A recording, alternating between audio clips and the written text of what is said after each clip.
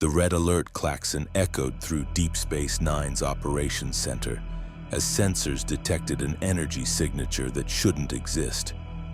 A swirling vortex of quantum instability tearing open near docking pylon 3. Colonel Kira Nerys gripped the railing of the upper level, her eyes fixed on the main view screen where purple and black energy coalesced into something that made her Bajoran faith whisper warnings through her soul. This wasn't the Celestial Temple. This wasn't the wormhole. This was something else entirely, something wrong that her years fighting Cardassians and navigating post-war recovery told her would change everything. "Report!" she commanded, her voice cutting through the organized chaos of officers scrambling to their stations. Lieutenant Nog, his Ferengi ears pressed flat against his skull in concentration, worked his console with the frantic precision Starfleet Academy had drilled into him. "Colonel, the energy readings are off the scale. It's not matching any known phenomenon in our database. Not temporal, not spatial, not even close to the wormhole's neutrino signature. It's like reality is just opening up." Chief O'Brien's hands flew across the engineering station, his Irish accent thickening with stress. "I'm reading massive subspace distortions. Whatever's coming through is dragging matter from another dimension entirely. The laws of physics on the other side don't match ours." The vortex pulsed once, twice, and then spat out a single figure before collapsing in on itself with a flash that left afterimages burned into the view screen. The figure tumbled through space for exactly 2.3 seconds before activating something. A grappling device that fired with impossible precision, latching onto the station's hull and arresting momentum with calculated efficiency that spoke of training, preparation, and a mind that planned for every contingency, including interdimensional displacement. Kira's breath caught. The figure was humanoid, clad in armor that was simultaneously primitive and advanced, dark, intimidating, clearly designed for psychological impact as much as protection. A cape billowed in the vacuum which made no sense, and yet somehow the entire presentation screamed intentionality. This wasn't someone caught by accident. This was someone who had contingency plans for contingency plans. "Tractor beam, get him into Cargo Bay 5 and seal it. Full force fields, Major. Assemble a security team. Odo, I want you down there personally." Kira's orders came rapid fire, her command instincts honed through years of resistance fighting taking over. "Dr. Bashir, prepare for potential medical emergency. Ezri, I need you to assess psychological state the moment we establish communication." The changeling security chief simply nodded, his liquid form already moving toward the turbolift with the fluidity that still unnerved some crew members even years after the Dominion War. "I'll determine if he's a threat." "Oh, he's a threat," Kira muttered, watching the armored figure allow himself to be drawn toward the station with unsettling calm. Question is what kind. 30 minutes later, Kira stood outside Cargo Bay 5's entrance, Odo beside her, both studying the internal sensor feeds. The figure had removed his cowl, revealing a human male, late 30s, with a face that belonged on tactical assessment reports. Sharp, analytical, and carrying the kind of weariness that came from seeing too much darkness. He'd methodically examined every centimeter of the cargo bay, identified the sensor locations, calculated force field strength, and then positioned himself precisely in the center where he had maximum reaction time to any entry point. "He's treated this like a holding cell from the moment he arrived," Odo observed, his tone carrying professional respect. "No panic, no confusion. He's assessed, adapted, and is now waiting." "For what?" "For us to make the first move. He wants to see what we reveal." Kira touched her comm badge. "Computer, establish universal translator connection to Cargo Bay 5. Open a comm channel." She waited for the confirmatory beep, then spoke clearly. "This is Colonel Kira Nerys, commanding officer of Deep Space Nine. You've arrived through an unidentified spatial anomaly into Federation space. We mean you no harm, but we need to understand who you are and why you're here." The figure looked directly at the sensor he'd identified as the primary audio pickup. When he spoke, his voice was a calculated blend of authority and controlled intensity that made Kira's resistance fighter instincts recognize a fellow warrior. "My name is Bruce Wayne. I'm from a place you've never heard of called Earth, but not your Earth. I was pursuing an interdimensional criminal operation when my technology malfunctioned. I'm not here by choice, but I'm here nonetheless, and I need information. What year is this? What's the political situation, and most importantly..." He paused, his eyes somehow finding the exact position of the hidden camera behind the bulkhead. "What threats are you facing that you're not prepared for?" Ezri Dax's voice came through Kira's comm badge, barely a whisper. "Colonel, his psychological profile is fascinating. He's not asking for help. He's conducting an investigation while being detained. And that last question, he's already assuming we're vulnerable to something." Kira felt a chill run down her spine. The prophets had been silent since the end of the war, but something about this moment felt like a hinge point in history. "Mr. Wayne, welcome to the Alpha Quadrant. We have a lot to discuss, and something tells me you're going to have opinions about how we do things here." Through the view screen, Bruce Wayne's expression didn't change, but something in his eyes suggested he'd already begun formulating those opinions and contingency plans for 20 different scenarios. If you want to see more characters enter different universes, hit that subscribe button and drop the name of a character and the universe you'd want to see them in down in the comments below, to boldly go where no one has gone before. The cargo bay doors hissed open and Kira stepped inside to meet the man who would become an emperor. The conference room on Deep Space Nine's second level had hosted countless diplomatic negotiations, treaty signings, and strategic planning sessions during and after the Dominion War. Now it held something unprecedented. A man from another universe entirely, sitting calmly across from Starfleet and Bajoran command staff, while describing a reality so dark it made their recent war seem almost civilized by comparison. Bruce Wayne had been on the station for 6 hours. In that time, he'd undergone medical scanning by Dr. Bashir, who'd confirmed he was baseline human with no genetic augmentation, just the most perfectly conditioned physiology the doctor had ever encountered. Submitted to Odo's security protocols without complaint, and provided exhaustive tactical debriefings that demonstrated an intellect Admiral Ross later described as disturbingly comprehensive. "Let me understand this correctly," Captain Benjamin Sisko said, leaning forward in his chair with the intensity that had carried the Federation through its darkest days.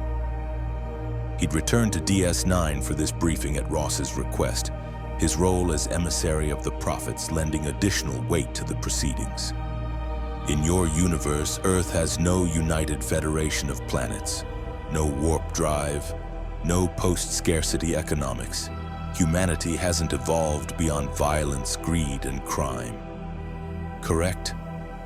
Bruce's tone remained flat, factual.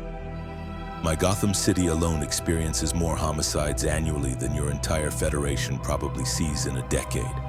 We have no replicators, no universal translators, no transporters.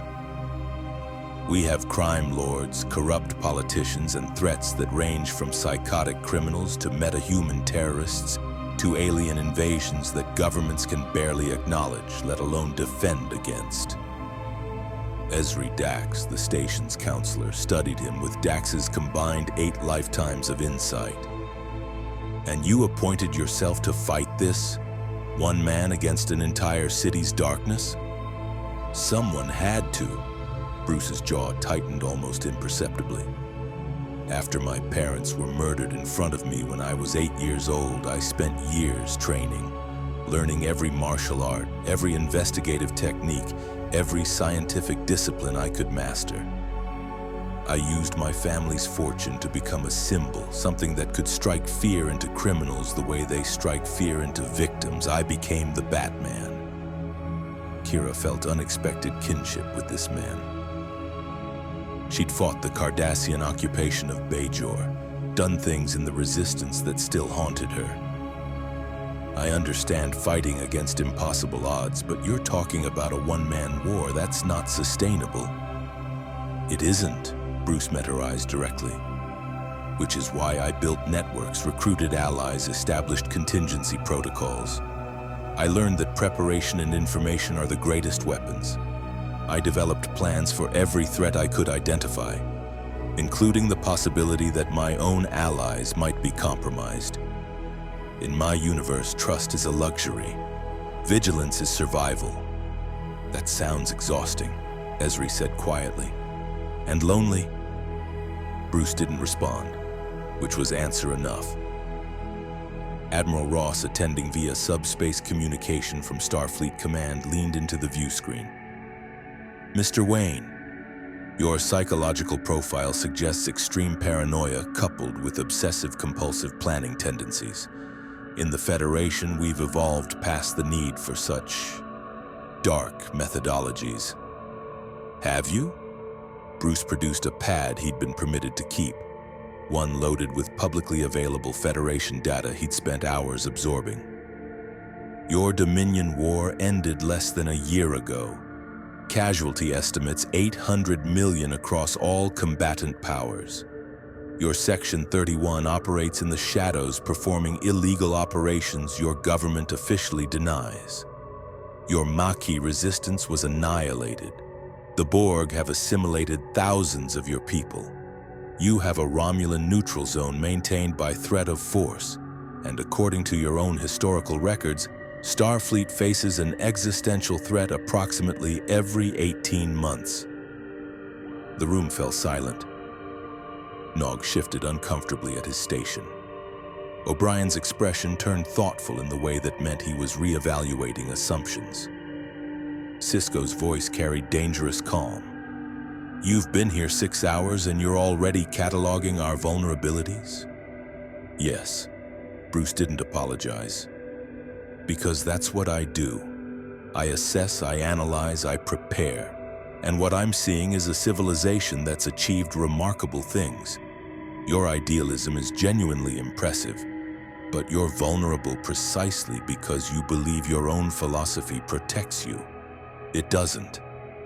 The Dominion nearly conquered you. The Borg adapt to everything you throw at them. And I'm reading reports about species from another galaxy called the Iconians, ancient powers in the Delta Quadrant, and temporal incursions that should terrify anyone with tactical sense. The Federation has survived through cooperation, diplomacy, and adherence to principles, Ross said firmly, not through paranoia and control. And I'm sure those principles were very comforting to the 800 million who died in your war. Bruce's tone remained level, but the words hit like phaser fire. I'm not criticizing your ideals, Admiral. I'm questioning whether you're prepared to defend them against threats that don't share them. Kira found herself torn. Everything this man said contradicted Federation values, the very principles she'd fought to see Bajor join. But she'd commanded a resistance cell, made impossible choices, gotten blood on her hands defending her people. She recognized a fellow warrior, one who'd seen too much to believe in easy answers. Odo spoke from his position by the door. What exactly are you proposing, Mr. Wayne? Bruce stood, moving to the viewport that looked out over DS9's docking ring and the mouth of the Bajoran wormhole beyond. I'm not proposing anything yet. First, I need to understand this universe's threat environment completely. Your physics, your politics, your enemies, your capabilities. Then I'll determine whether I can help. Help how? Sisko asked. By doing what I do best. Bruce turned back to face them, and in that moment, Kira saw something that made her breath catch. Absolute, unshakable conviction. I'll identify the threats you're not seeing. I'll prepare for the scenarios you're not planning for. I'll build the contingencies you're not willing to build because they conflict with your ideals. And when something comes that your principles can't stop..." He paused.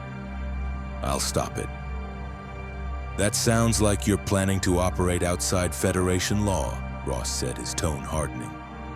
"I'm planning to operate in the spaces your law doesn't cover.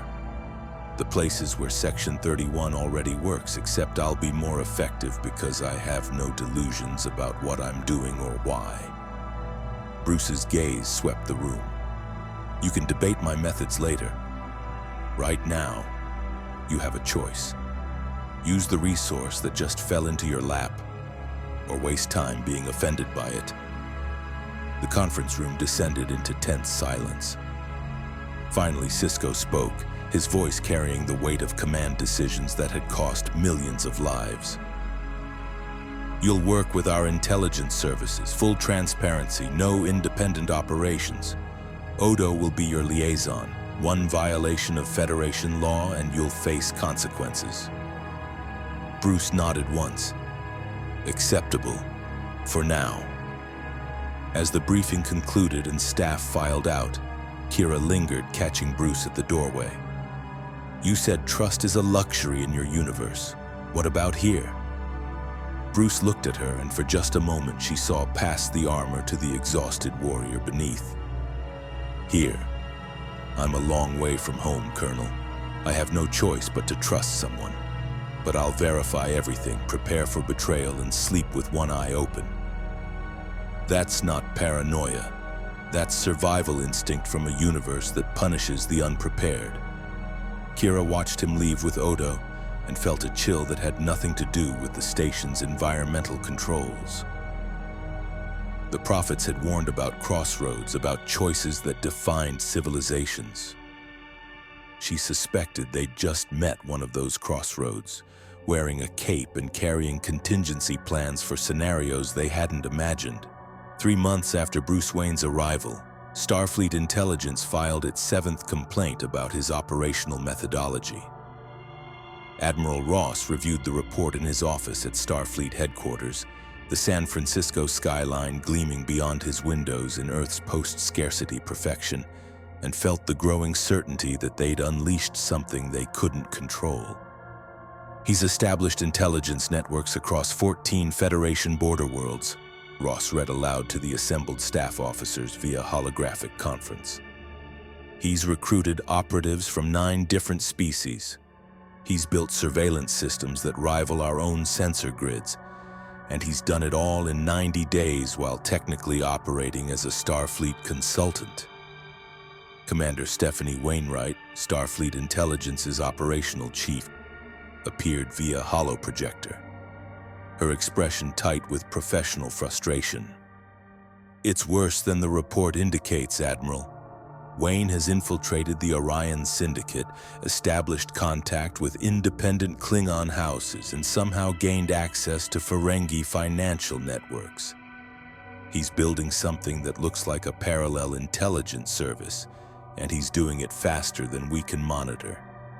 Section 31 has taken notice," added Captain Okoye from Special Operations. "They've attempted contact 3 times. Wayne has rebuffed them each time, which suggests he either knows about them already or identified them as a covert organization through observation alone." Ross set down the pad, rubbing his temples. His psychological profile indicated extreme competence, but this is beyond projections. "How is one man accomplishing this?" "Because he's not one man anymore," Wainwright replied. "He's a gravitational force attracting the disillusioned, the pragmatic, and the frightened. Our operatives report that his recruitment pitch is devastatingly simple. The Federation's ideals are beautiful, but ideals don't stop disruptor fire. I offer preparation. And people are listening." On Deep Space Nine, Odo delivered similar concerns to Kira in her office overlooking the promenade. The changeling security chief had spent 3 months as Wayne's official liaison, which meant he'd witnessed the transformation firsthand. "He works 18-hour days," Odo reported, his gravelly voice carrying grudging respect.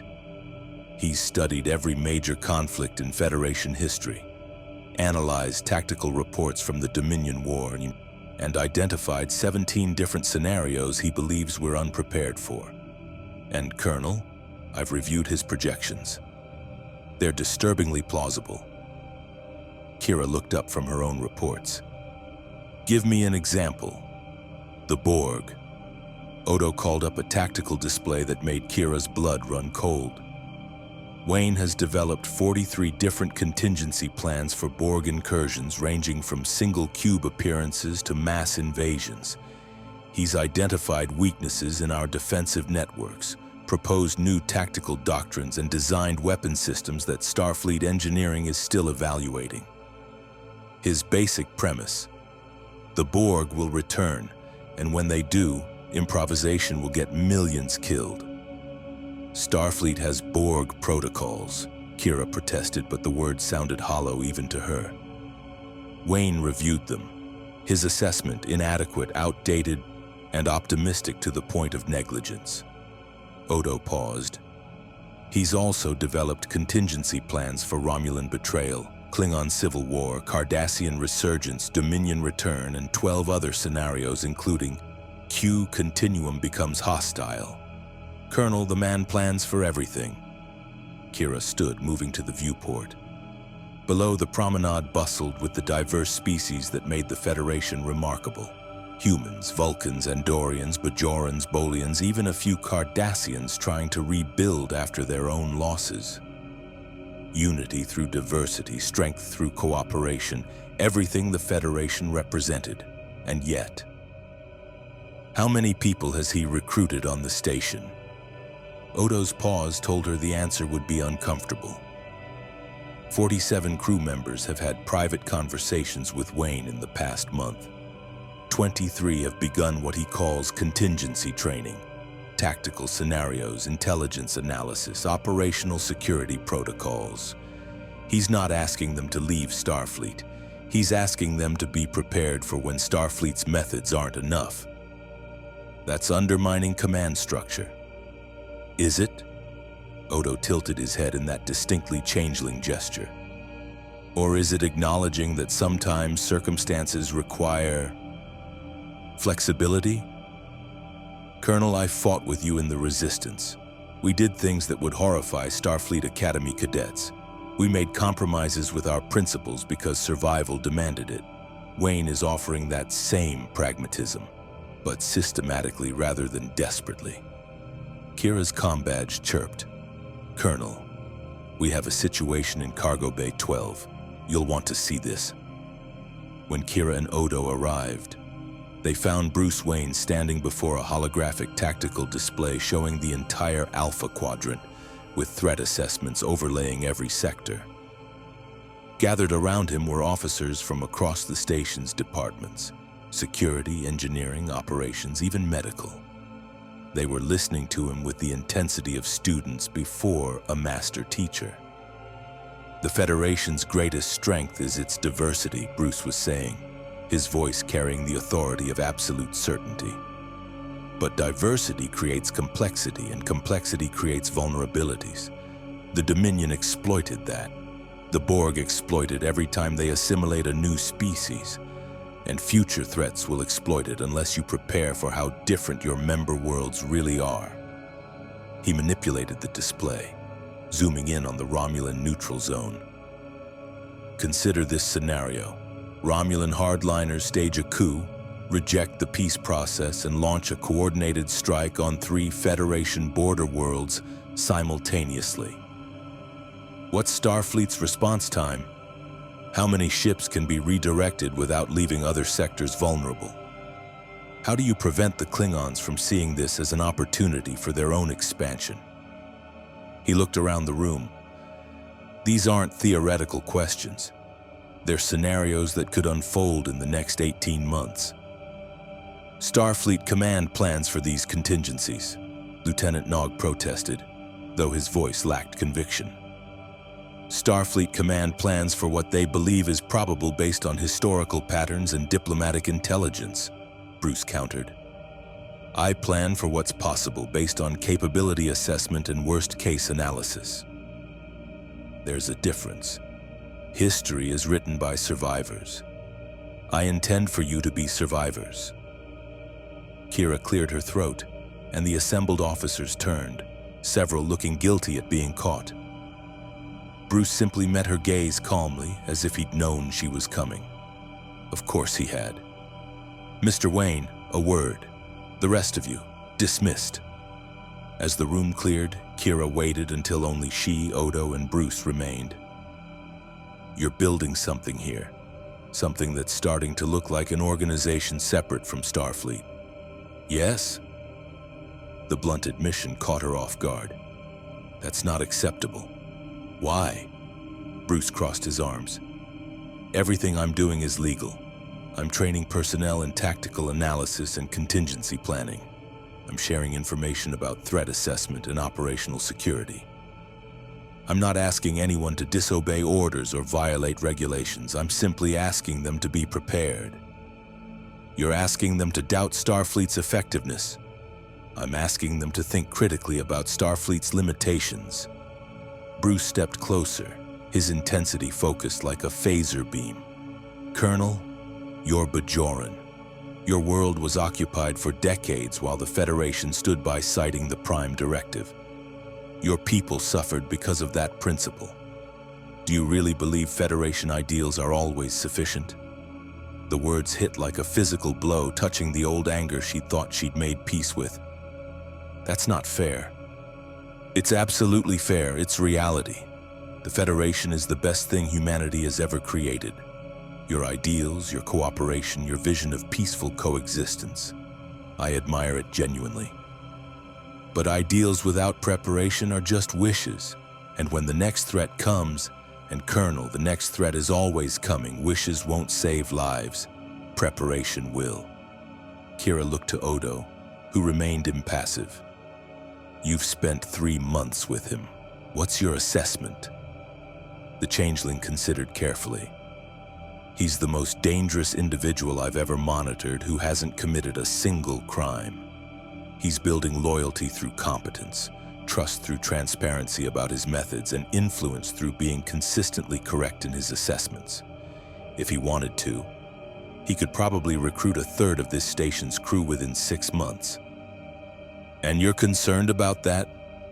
"I'm concerned," Odo said slowly, "that he might be right about what's coming. And I'm more concerned about what happens if we ignore him and he's proven correct." Bruce pulled up another tactical display, this one showing ship movements along the Cardassian border. "There's activity here that Starfleet intelligence is classifying as refugee movements. I believe it's the early stages of a consolidation effort. Someone is organizing the fragments of Cardassian military forces. In 9 months, maybe 12, you'll have a problem."